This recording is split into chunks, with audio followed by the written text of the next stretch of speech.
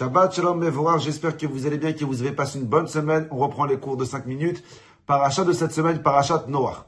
À la paracha de la semaine dernière, à la fin de la paracha de la semaine dernière, la Torah nous dit que 1656 ans après avoir créé le monde, malheureusement, le monde parfait que Akadosh Baruch Hu il a créé, le monde il s'est perverti. Et Hachem il prend la terrible décision de détruire le monde, d'envoyer le déluge et de reconstruire un nouveau monde à partir des cendres du monde précédent. Mais avant d'envoyer le déluge, Akadosh Baruch Hu il prend la décision de sauver une personne et sa famille, Noach.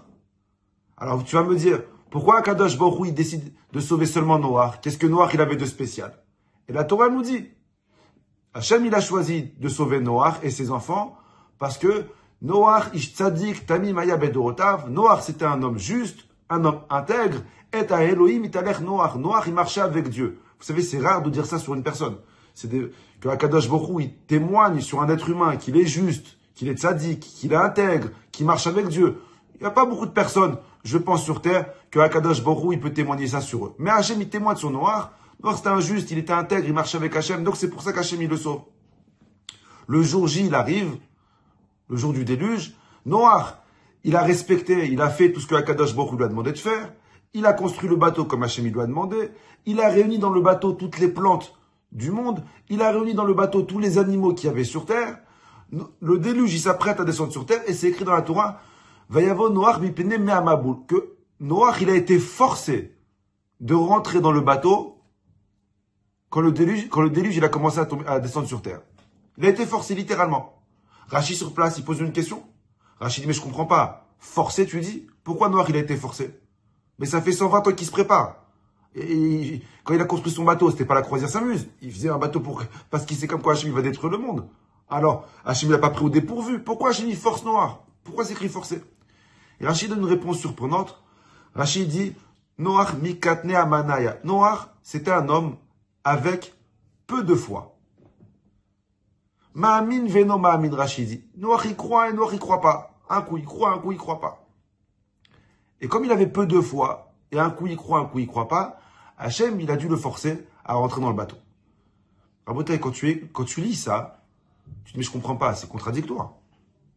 Comment tu peux témoigner sur une personne qu'il est juste, qu'il est intègre, qu'il marche avec Dieu, et 2 lignes après, tu me dis comme quoi Noach c'est un homme avec peu de foi. Alors je comprends pas.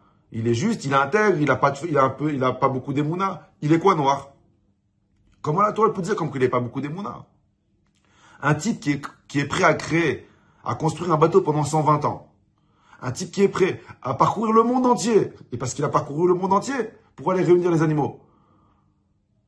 Et va capturer les animaux sur ma vie. C'était pas Dora. Donc, comment ça se fait que la Torah elle dit sur lui comme quoi il avait peu de foi?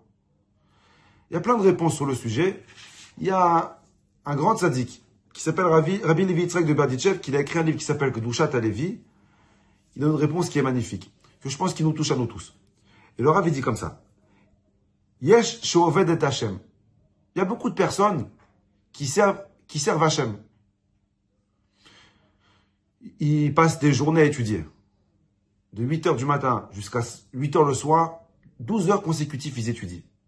Ils font leurs 3 prières par jour. Tfilin. Ils respectent la cacheroute. Ils mangent que glatte.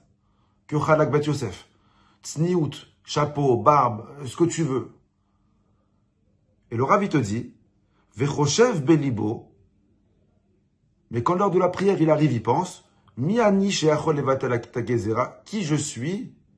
Qui suis-je? Pour que Akadosh Baruch Hu, il écoute ma prière et qu'il annule un décret. Qui je suis pour apaiser la colère divine? Le Rav, il te dit comme quoi tu peux avoir une personne qui étudie toute la journée et à la fin de la journée, quand tu lui demandes mais qu'est-ce que ta Torah elle a fait sur terre? Il va dire je sais pas. Je sais même pas si la Torah que j'ai étudiée elle est montée, elle a dépassé les murs de la synagogue.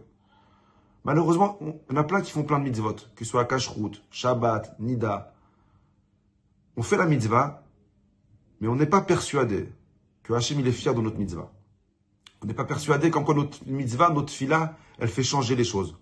Que notre fila ou notre Torah, nos mitzvot, ils annulent les décrets. On pense tam qu'on a fait quelque chose de bien. Mais de là à ce que ma petite prière, mon étude, ma petite mitzvah, elle a changé le monde. Viens la Torah te dire. C'est bidiouk ça le problème de Noach.